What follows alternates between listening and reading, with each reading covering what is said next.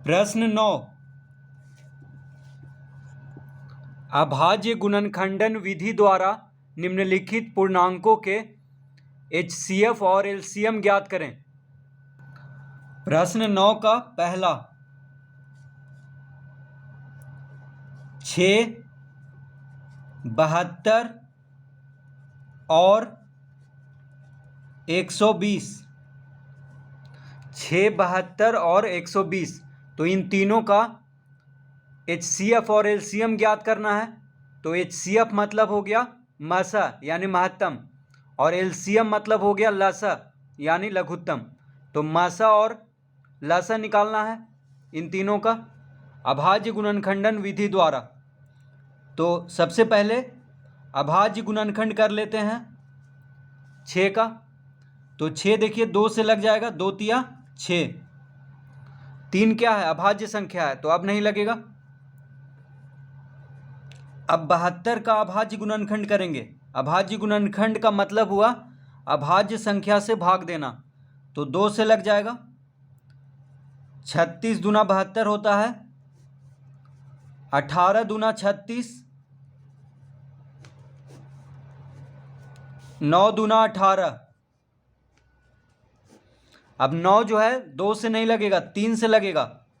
3 तिहाई 9। अब है 120, 2 से लग जाएगा, 2 छक 12 यानी 60 दूना 120। फिर 2 से लगेगा, 30 दूना 60। फिर 2 से लगेगा, 15 दूना 30। अब 15 जो है 2 से नहीं लगेगा, 3 से लगेगा। 3 पचे 15। तो तीनों का अभाज्य गुणनखंड इस तरह से कर लेंगे। अब यहां पे लिखेंगे 6 का अभाज्य गुणनखंड आया 2 गुना 3। 72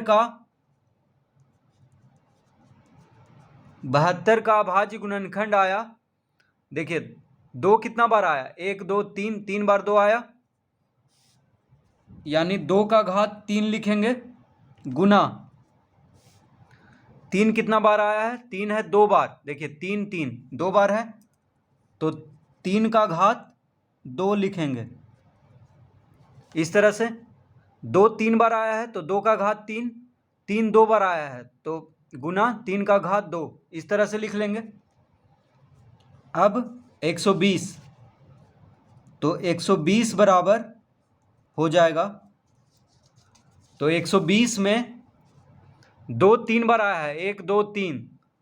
2 कितना बार आया है? 3 बार, तो 2 का घात 3 लिखेंगे, गुना 3 एक बार है और 5 भी एक बार है, तो 3 गुना 5 लिख देंगे। इस तरह से तीनों का अभाज्य गुणनखंड को लिख देंगे।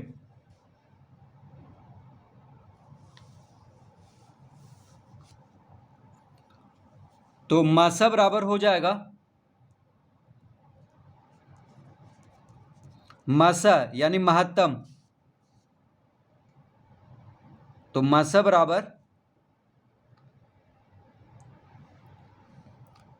तो तीनों के गुणनखंड में जो संख्या मिलेगा वही तीनों का मासा होगा। तो देखिए 2 इसमें भी है, 2 इसमें भी है, 2 इसमें भी है, तीनों में 2 है। तो इसमें देखिए 1 2 है, इसमें 2 का घात 3 है, यानी 2 जो है 3 बार है, इसमें 2 3 बार है। तो 6 के अभाज्य गुणनखंड में 2 एक बार आया है। 72 के अभाज्य गुणनखंड में 2 का घात 3 है, यानी 2 कितना बार आ रहा है? यहाँ पे 3 बार। इसमें भी देखिए 120 के अभाज्य गुणनखंड में 2 3 बार आ रहा है। तो सबसे कम घात वाला, माफ कीजिए, सबसे कम घात वाला मासा होगा, यानी 2 लिखेंगे। तीनों में 2 है, देखिए 2 का घात यहाँ पे कुछ नहीं है, तो घात 1 है, तो सबसे कम घात वाला को मासा हो जाता है। अब इसमें देखिए 3 है, इसमें 3 का घात 2 है, इसमें 3 है, तो इसमें 3 2 बार आ रहा है, 3 एक बार है, 3 एक बार है, यानी 3 एक बार तीनों में है, तो कम घात वाला को लिखेंगे मसा के लिए। तो 5 इसमें है, इसमें नहीं है, इसमें नहीं है, तो 5 को नहीं लिखेंगे, यानी मसा हो गया 2 गुना 3 यानी 6।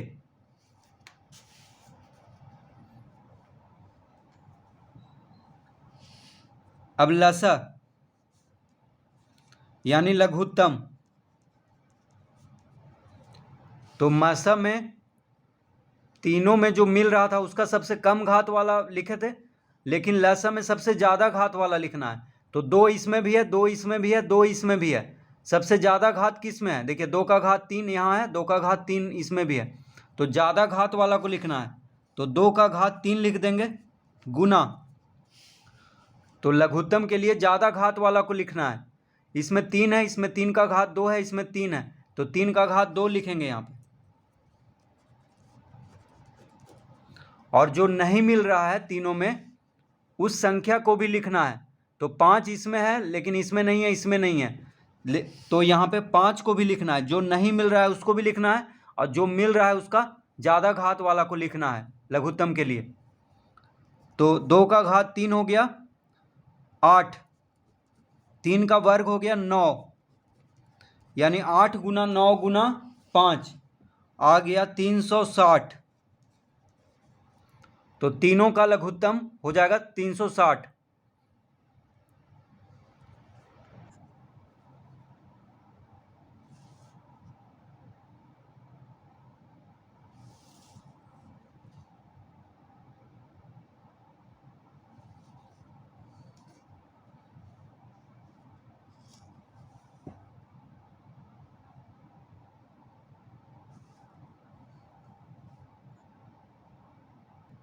दूसरा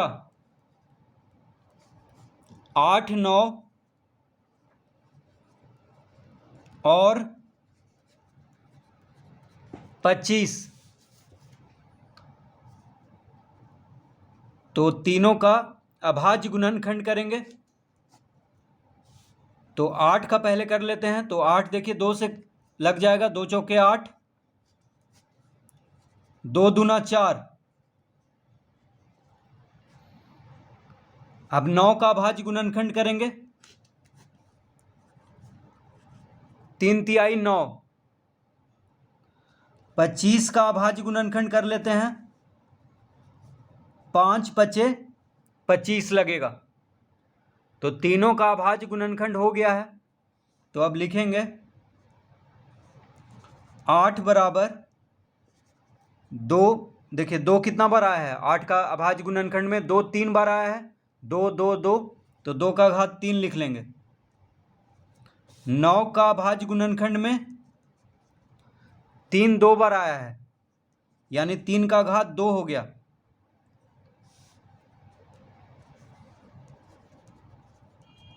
25 का अभाज्य गुणनखंड में 5 2 बार आया है, यानी 5 का घात 2 लिखेंगे।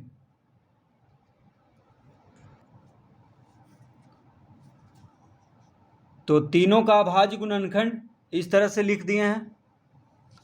अब निकालना है मसा, यानी HCF। तो मसा के लिए तीनों के अभाज्य गुणनखंड में जो संख्या मिलेगा वही मसा होगा। तो यहाँ 2 का घात 3 है, यहाँ 3 का घात 2 है, यहाँ 5 का घात 2 है। तो यहाँ 2 है, यहाँ 3 है, यहाँ 5 है, कोई भी संख्या नहीं मिल रहा है, तो मसा हो जाएगा 1। जब तीनों के अभाज्य गुणनखंड में कोई भी संख्या ना मिले, तो जब कोई संख्या अभाज्य गुणनखंड में ना मिलता हो तो उसका मसा क्या होगा? 1 होगा। अब निकालेंगे लसा, यानी LCM। तो लसा के लिए जो संख्या मिले उसका सबसे ज़्यादा घात लिखना है, और जो नहीं मिले उसको भी लिखना है। तो देखिए यहाँ पे कोई संख्या नहीं मिल रहा है, तो तीनों को लिख देंगे। तो 2 का घात 3 गुना 3 का घात 2 गुना 5 का घात 2, यानी तीनों को गुना कर देना है, क्योंकि तीनों में से यहाँ पे कोई नहीं मिल रहा है, तो सबको यहाँ पे गुना कर देना है। तो हो जाएगा 2 का घात 3 यानी 8 हो गया, 3 का वर्ग 9, 5 का वर्ग 25, यानी 8 गुना 9 गुना 25 बराबर हो जाएगा 1800। तो 8, 9 और 25 का मसा हो गया 1 और लघुत्तम हो गया 1800।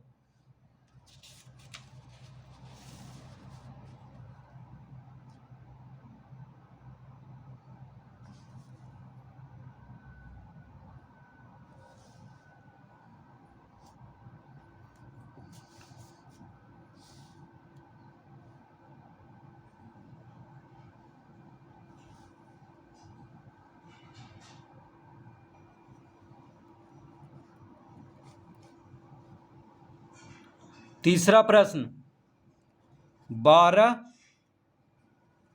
15 और 21, तो तीनों का अभाज्य गुणनखंड करेंगे। तो 12 का अभाज्य गुणनखंड हो जाएगा, 2 से लगाएंगे तो 2 छक 12, 2 तिया 6। अब 15 का अभाज्य गुणनखंड कर लेते हैं, तो 3 पचे 15 लगेगा। अब 21 का, तो 21 का अभाज्य गुणनखंड करेंगे, 3 से लगेगा, 3 सते 21। 7 अभाज्य संख्या है तो अब नहीं लगेगा, तो यहाँ पे लिख देंगे 12 का अभाज्य गुणनखंड आया है, 2 बार आया है, यानी 2 का घात 2 लिखेंगे गुना 3।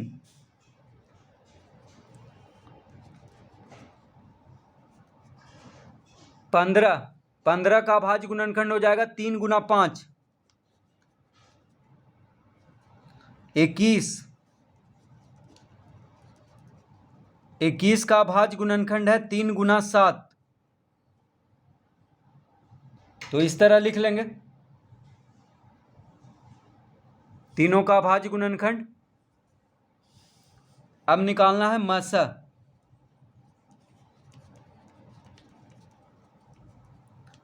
तो मसा के लिए जो तीनों में संख्या मिलेगा, तीनों के अभाज्य गुणनखंड में जो संख्या मौजूद होगा वही मसा होगा। तो देखिए 3 इसमें भी है, 3 इसमें भी है, 3 इसमें भी है, तीनों में 3 है एकक बार,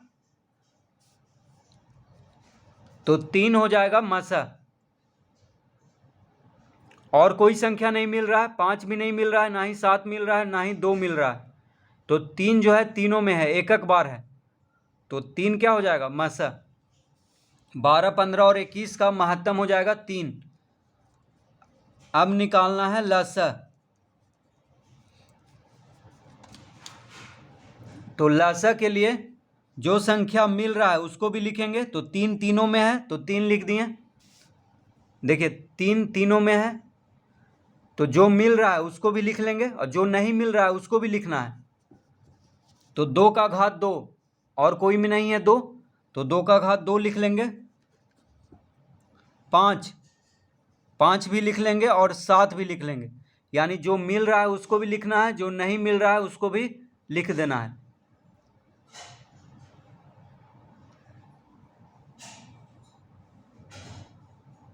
सबको गुना करेंगे, तो 3 गुना 2 का वर्ग हो गया 4 गुना 7 पचे 35,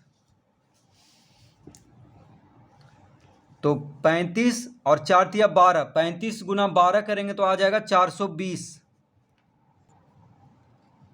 तो लघुत्तम हो गया 420, यानी 12, 15 और 21 का मसा हो गया 3 और लसा हो गया 420।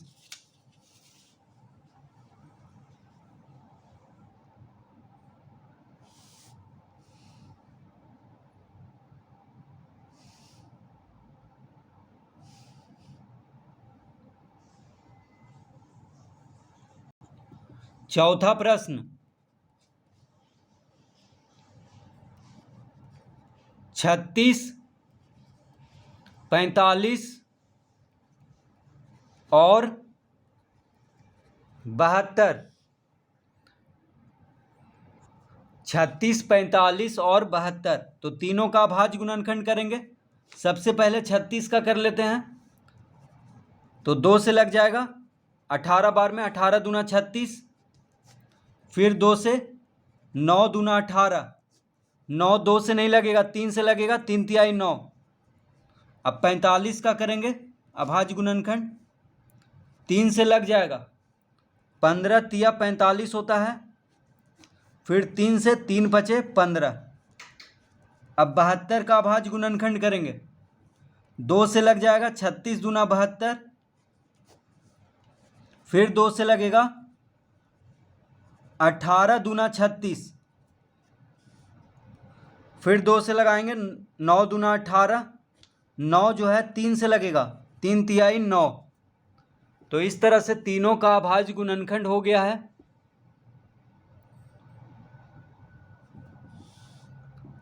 अब यहाँ पे लिख लेते हैं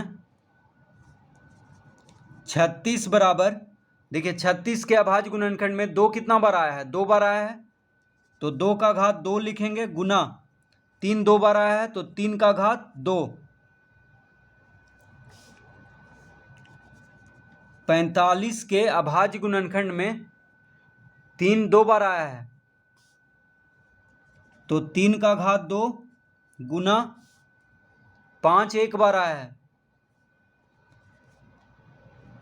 अब 72, तो 72 के अभाज्य गुणनखंड में 2 कितना बार आया है, 1 2 3, 3 बार आया है 2, तो 2 का घात 3 लिखेंगे, गुना 3 2 बार आया है, देखिए 3 2 बार आया है, तो 3 का घात 2 लिख लेंगे। इस तरह से लिख लेंगे तीनों का।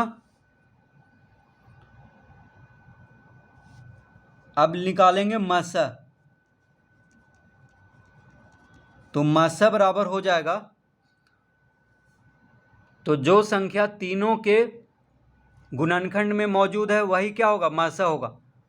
तो देखिए 3 का वर्ग इसमें भी है, 3 का वर्ग इसमें भी है, 3 का वर्ग इसमें भी है, तो 3 का वर्ग जो है तीनों में है, तो मासा हो जाएगा 3 का वर्ग यानी 9।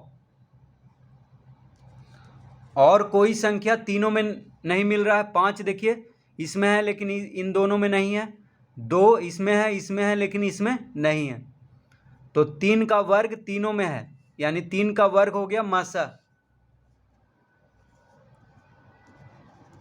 लसा लघुत्तम, तो लघुत्तम के लिए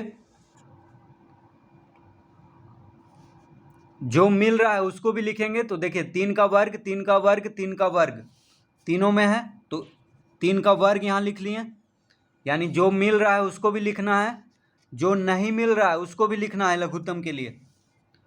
2 का वर्ग इसमें है, या इसमें 2 का घात 3 है, तो देखिए 2 का घात 2 है, 2 का घात 3 है, तो ज़्यादा घात वाला को लिखना है, यानी 2 का घात 3 लिखेंगे। जो मिल रहा है उसमें ज़्यादा घात वाला को लिखना है, तो 2 का वर्ग है, यहाँ 2 का घात 3 है, तो इसको लिखेंगे। 5 5 सिर्फ यहाँ पे है, तो उसको भी लिख लेना है, तो 3 का वर्ग गुना 2 का घात 3 गुना 5, ये तीनों को गुना कर देंगे। 3 का वर्ग हो गया 9, 2 का घात 3 हो गया 8 गुना 5, तो 9 8 72, 72 बचे 360, तो 36 45 और 72 का मासा हो गया 9, लासा हो गया 360।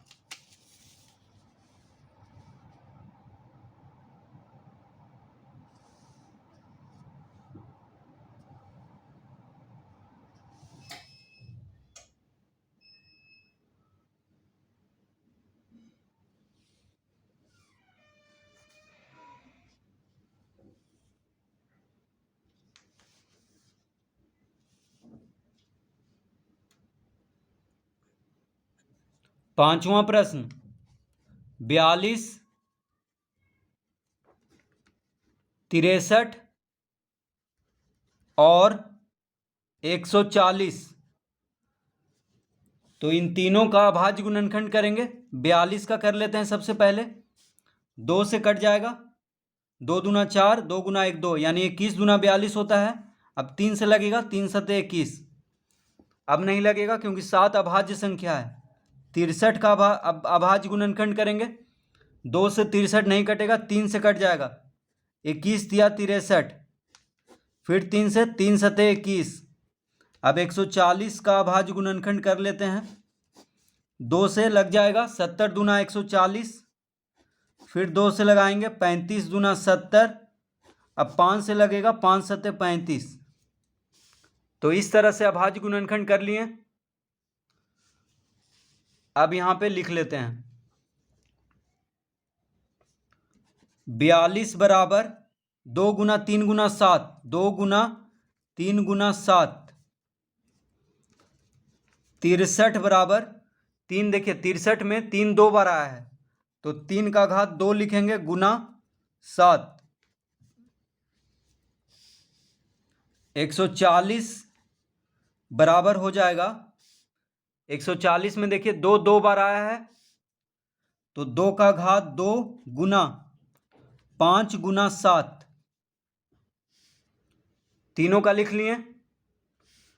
अब निकालना है मसा। तो मसा बराबर हो गया, तो जो संख्या तीनों में होगा वही मसा होगा। तो देखिए 3 इसमें भी है, 3 इसमें है, लेकिन 3 इसमें नहीं है।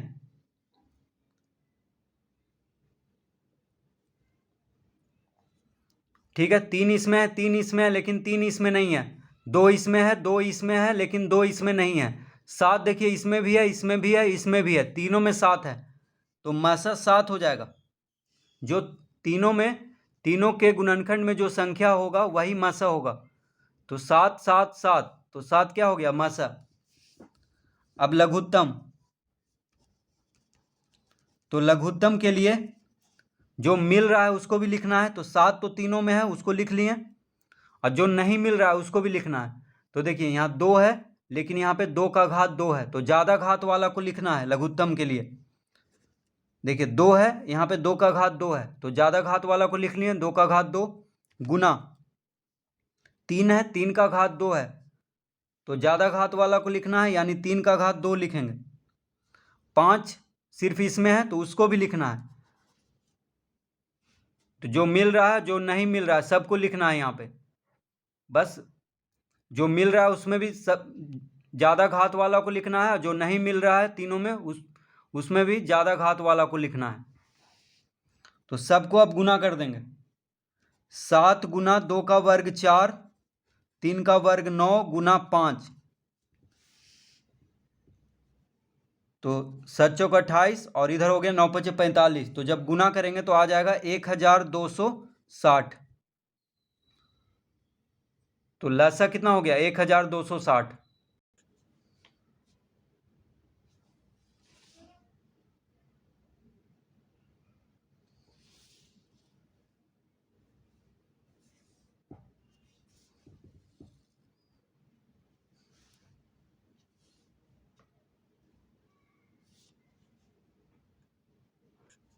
छठा प्रश्न,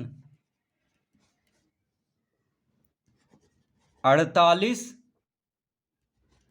72 और 108। 48 72 और 108, तो तीनों का अभाज्य गुणनखंड करेंगे। 2 से लगेगा, 24 दूना 48, फिर 2 से लगाएंगे, 12 दूना 24, 2 छक 12, 2 तिया 6। इस तरह हो गया इसका गुणनखंड। अब 72, 2 से लग जाएगा, 36 दूना 72, 18 दूना 36, फिर 2 से लगेगा, 2 नमा 18, अब 3 से लगेगा, 3 तियाई 9। अब 108 का कर लेते हैं अभाज्य गुणनखंड। 2 से लग जाएगा, 2 पचे 10, 2 चौके 8, यानी 54 दूना 108। फिर 2 से लगेगा, 2 दूना 4, 2 सते 14, यानी 27 दूना 54। अब 3 से लगेगा, 3 नमा 27, 3 तिहाई 9, ये हो गया इसका अभाज्य गुणनखंड। अब यहाँ पे लिख लेते हैं 48 बराबर 2 कितना बार आ रहा है, 1 2 3 4, 2 4 बार आ रहा है तो 2 का घात 4 लिखेंगे गुना 3। देखिए 2 का घात 4 गुना 3। अब 72, 2 आ रहा है 3 बार, 1 2 3, 2 का घात 3 गुना 3 2 बार आ रहा है तो 3 का घात 2। अब 108, 108 में 2, 108 के गुणनखंड में 2 2 बार आ रहा है और 3 3 बार आ रहा है। इस तरह लिख लिए। अब निकालना है मसा,